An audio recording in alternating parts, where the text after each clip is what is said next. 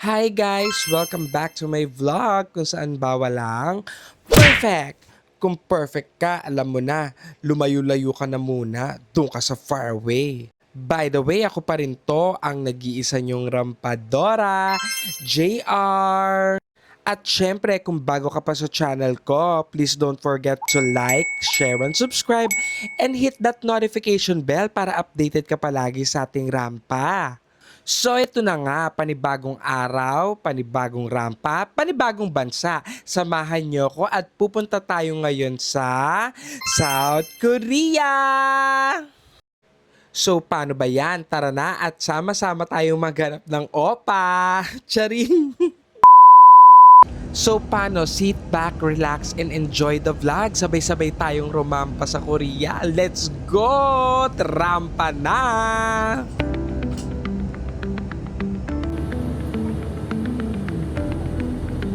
At last, after 4 hours ng biyahe via Cebu Pacific, touchdown South Korea! Annyeonghaseyo!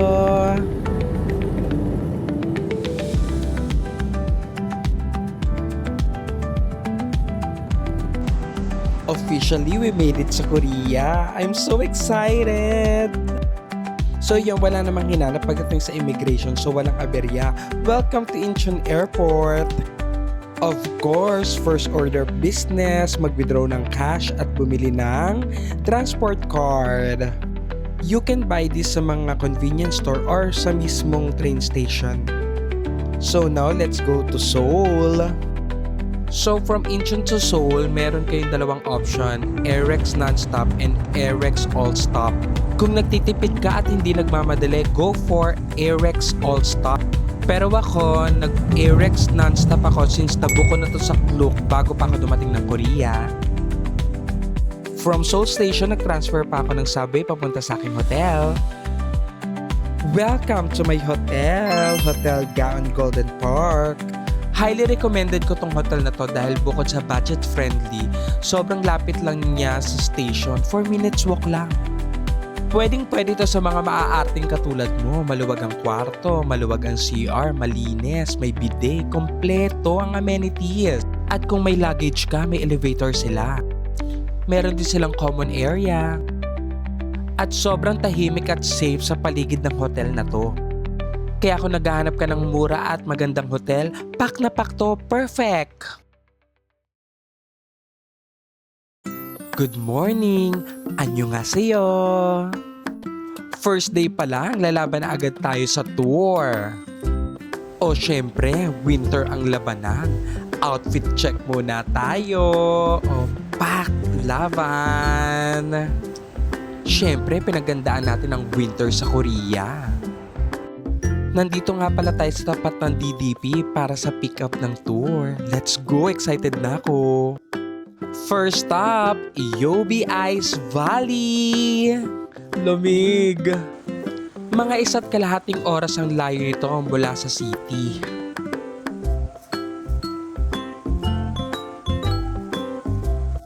Sobrang ganda at nakaka-amiss talaga tong lugar na to. And best time pumunta nga pala dito is late December to February. Bongga!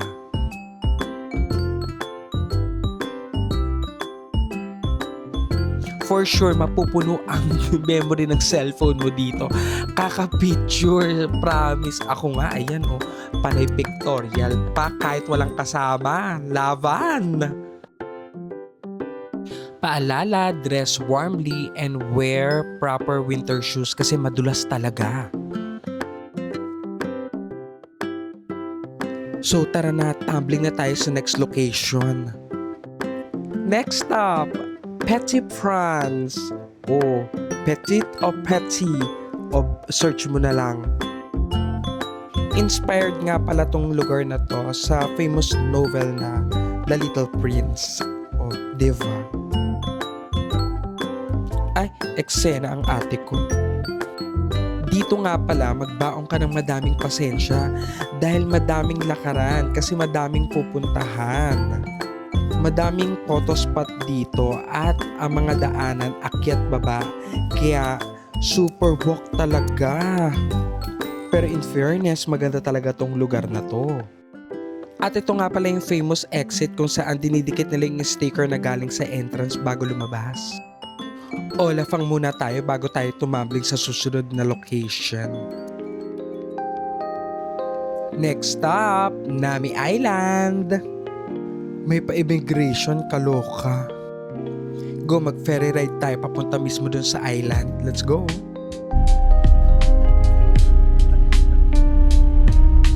Oo nga pala, bukod sa ferry ride, pwede ka rin mag-zipline papunta mismo sa island.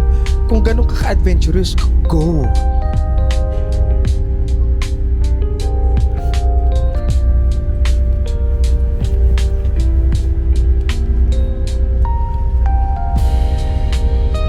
Mabilis lang tong ferry ride, mga 5 to 10 minutes lang. O diba, perfect. Ang ganda.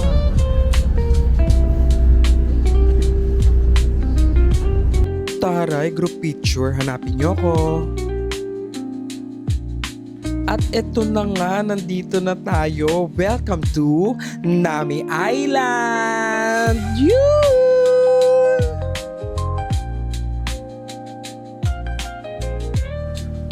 Madaming pwedeng gawin dito sa Nami Island. Maglakad-lakad ka lang, madaming pwedeng puntahan at madaming pictorial spot.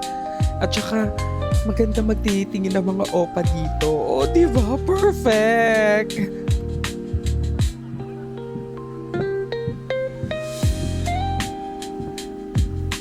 Kahit anong season naman, perfect pumunta dito. Pero kapag winter kasi ito, may slide diba? Bukod sa kagandahan ng Nami Island, syempre alam natin kung saan to sumikat lalo.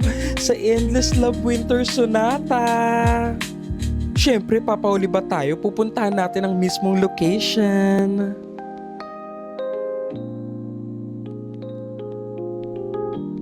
Di ko kailangan ng kayamanan. Puso mo ang tangi kong inaasam. Ay, sorry, na-carried away ako.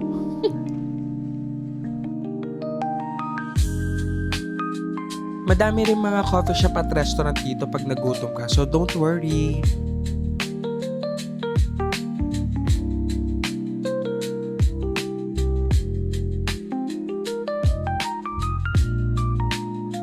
Ayan, inabot na tayo ng hapon. Let's go na sa next stop. Last stop pala.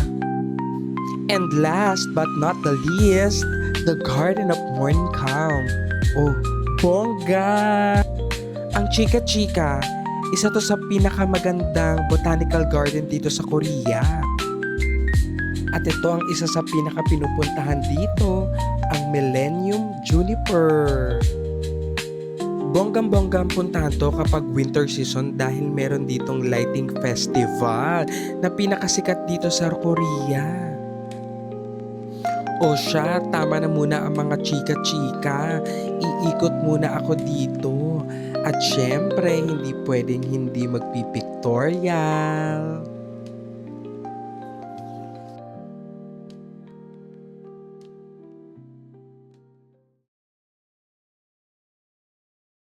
At pagkatas natin mag-tour, ikutin naman natin ang mga most popular tourist spot dito sa Seoul. First stop, Starfield Library. Sobrang ganda dito. Ang dami mong pwedeng pagpicturan. At saka sikat to dahil do sa mga matataas niyang bookshelves. OMG! Kung mahilig ka magbasa at mag-people watching, perfect na perfect to para sa'yo. Also, kung gusto mo magbasa habang nagkakape, meron ding Starbucks dito mismo. So, go laban! Pagtapos mo mag-pictorial dito, lumabas ka lang. Makikita mo na tong Gangnam Style hand statue. O, diba? Perfect! Bukod sa pictorial, pwede ka magsayaw sa harapan yan dahil may speaker, tumutugtog yung Gangnam Style. O, diba? Up next, welcome to Myeongdong. Kung food trip at shopping ang hanap mo, perfect na perfect tong lugar na to sa'yo. For me, best time pumunta dito 5 p.m. onwards kasi buhay na yung lugar na to. Take note, medyo mahal ang mga pagkain dito kaya magdala ng budget. At dahil nabitin ako sa food trip sa Myeongdong, rampa naman natin ang Gwangjang Market. For me, mas okay mag food trip dito dahil nandito talaga ang mga Korean local food. At isa sa pinakasikat na pinupuntahan dito ang tindahan na to. Sumikat to dahil sa Netflix at ang may-ari ay si Choi Yun-soon. So alam nyo na, syempre titikman ko yan. Tara, let's go! Lafang tayo! Una natin tikman ang mandu.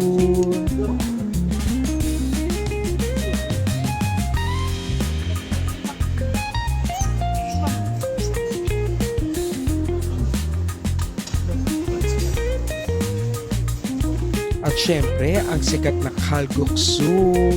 In fairness, mas masarap siya kapag nilagyan mo ng kimchi.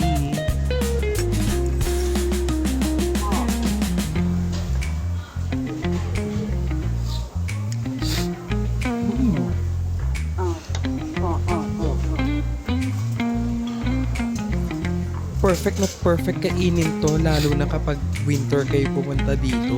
Kaya puntahan nyo to kapag nadaan kayo sa Gwangjang Market.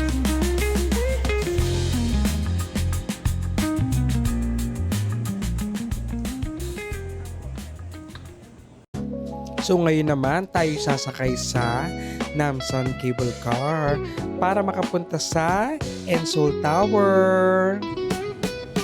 Concrete trains where the neon glows. Every block tells a tale the whole city knows. Rhythms in the shadows where the cold wind blows. Life's a gamble on these streets, anything goes. Boom bap echoes through the alleys at night. Soulful samples lift the darkness to light. Deep kicks pounds like a heartbeat fight. These gritty vibes keep my story in sight.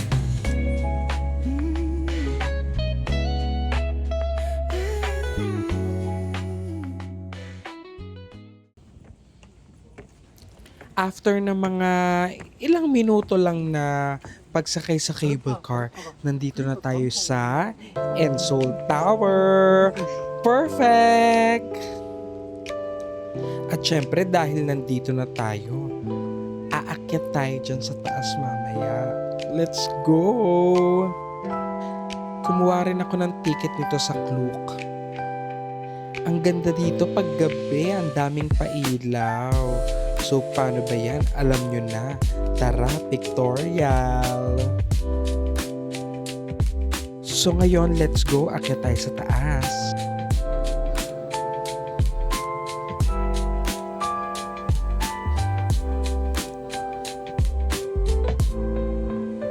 Ang bongga dito kapag aakyat ka sa Enseol Tower. May mga paeksenang ganito. Parang ka nasa ibang planeta.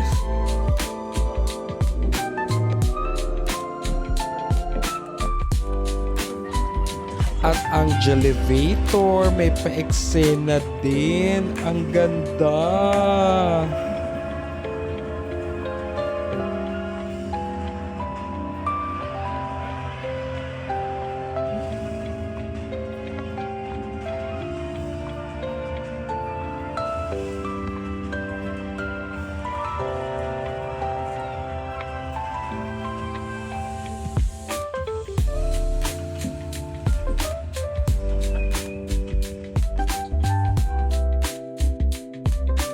Ang ganda ng view dito sa taas, pero mas maganda kung may araw kayo pupunta dito kapag aakyat kayo.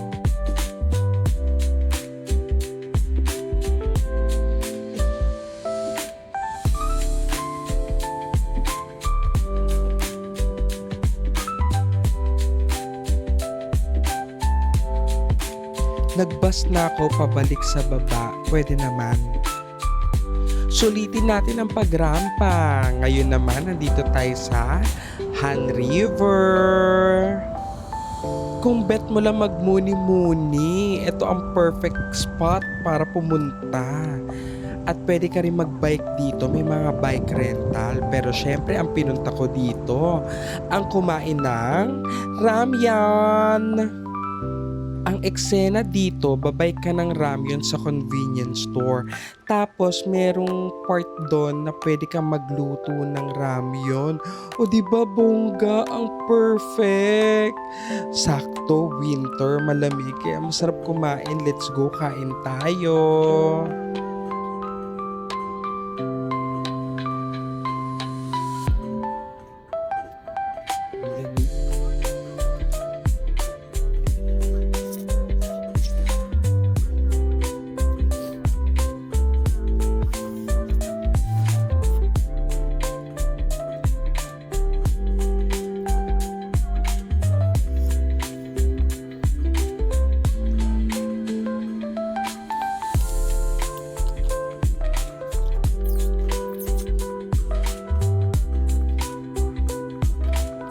Nakaka-happy. Ang sarap kumain. Perfect.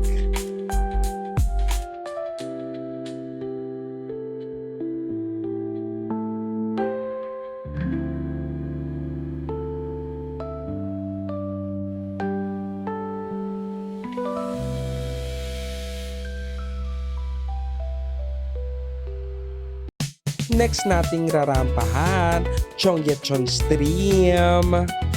Sobrang perfect galaan nito dahil sobrang lapit lang niya sa hotel kung saan ako tumutuloy. As in walking distance lang. Kung bet mo mag-walking, jogging, people watching, o tumulala lang, perfect na perfect tong lugar na to para sa'yo. Promise. Depende sa season, meron dito mga light shows. And also, ang pagkakaalam ko, may outdoor library dito. Di ba bongga? At pagdating ng gabi, may mga pailaw dito. Akala mo mga kulisap. Ang ganda! At kung may bala ka mag-walking sa gabi, promise, napaka-safe. Perfect na perfect. Pwedeng pwede. Sobrang perfect ng spot na to, promise. Tambay na.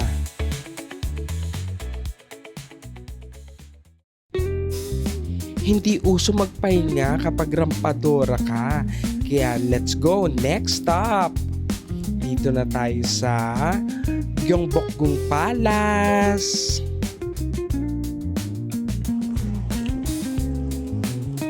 Sakto ang pagpunta ko dito kahit hindi ka mag-arkila ng mga outfit. Libre ang entrance. O diba perfect? Diyan.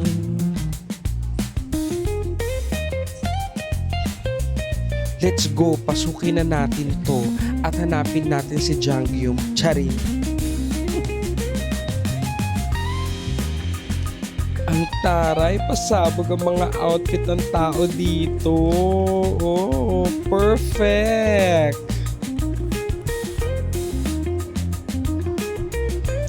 Kung balak mo ikutin to, maglaan ka talaga ng oras at syempre magbaon ng pasensya. Dahil super walk ka talaga dito. Tapos kung gusto mo mag-outfit ka pa, ay nako, bahala ka. Walk!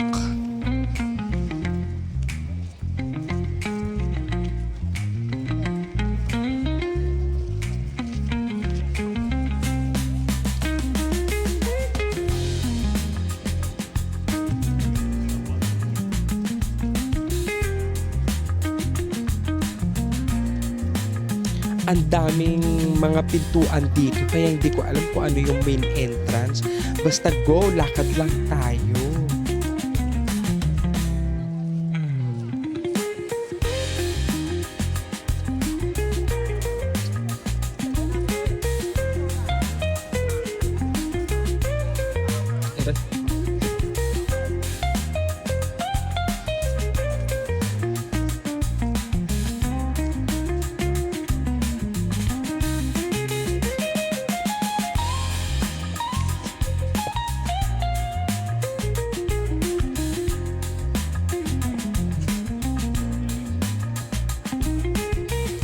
Ito na yata yung pinaka main palace.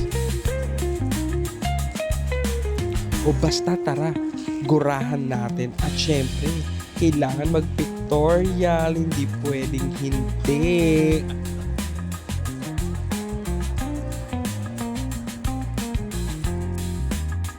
Ang ganda talaga dito. Dati napapanood ko lang to sa mga Korean novela. Hindi ko akalain makakapunta ako dito. Minamanifest ko lang to dati. But look, I'm here. OMG!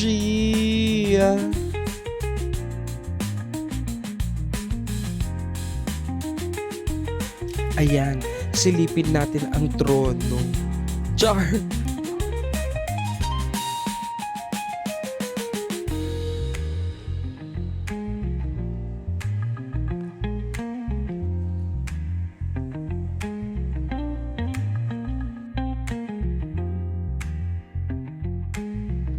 Sobrang laki ng palace, grabe. Parang kulang ang mga 2 oras para malibot mo tong lahat. Pero syempre ako, walk-walk lang. Kung saan mapadpad, deadma.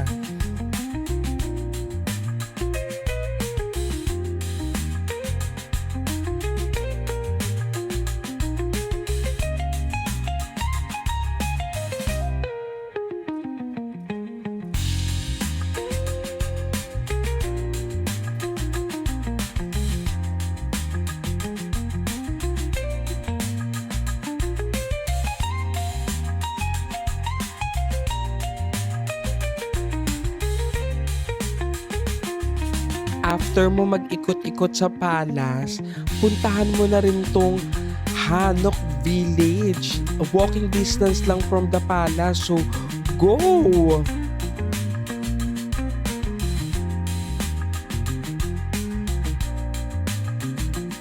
Kung nasa Dongdaemun ka at nag-crave ka sa ramen, ito ang try mo, Cho Ramen. Highly recommended to, masasarap talaga ang ramen nila. Kung mapadaan ka sa Dongdaemun, malabong hindi mo to makita. Kaya daanan mo na rin. At ang pinakala sa ating itinerary, ang Lotte World. Ang daming pwedeng pasyalan dito pag nandito ka sa Lotte World. Unang-una, itong mall. Napaka-high-end na mall at merong pa-Trevi Fountain. Bukod sa mall, meron Lotte World Adventure kung saan makikita mo ang napakalaking ice skating ring. Kung bet mong mag-ice skate, Gora, yun nga lang may bayad to ha. Hindi siya free. Meron din silang indoor amusement park. Kaya hindi ka mauubusan ng gagawin dito sa Lotte World. Kung di mo bet ang mga rides sa Adventure World, pwede ka nang lumabas at katabi lang ng Lotte World makikita mo ang Sokchon Lake. Ang chika, isa daw to sa pinakamagandang lake dito sa Seoul. Perfect spot to para makita ang Magic Island at ang Magic Castle. Ang ganda ng view ng Lotte World from dito sa Sokchon Lake. At in fairness, ang lakas maka-silent hill kapag winter season. Ang ganda talaga, promise. Let's go, mag-ikot pa tayo dito. Ang sarap maglakad sa snow, napaka-magical. Perfect! Tignan nyo naman yan. Sinong hindi gusto yung pumunta ng winter dito sa Korea? Ang perfect! Actually, sa ilang araw na stay ko dito sa Korea, ngayong huling araw lang talaga umulan ng snow. Kaya sobrang swerte ko at naabutan ko pa rin yung pag-ulan ng snow. O, diba? Walk-walk lang tayo dito. O, let's go. Enjoy natin ang snow.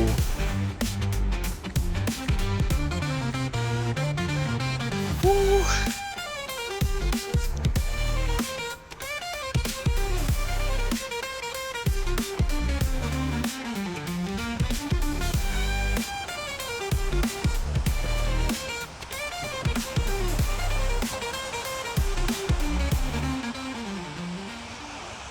Pagkatapos ng isang linggo, uwian na. Lilipad tayo via AirAsia.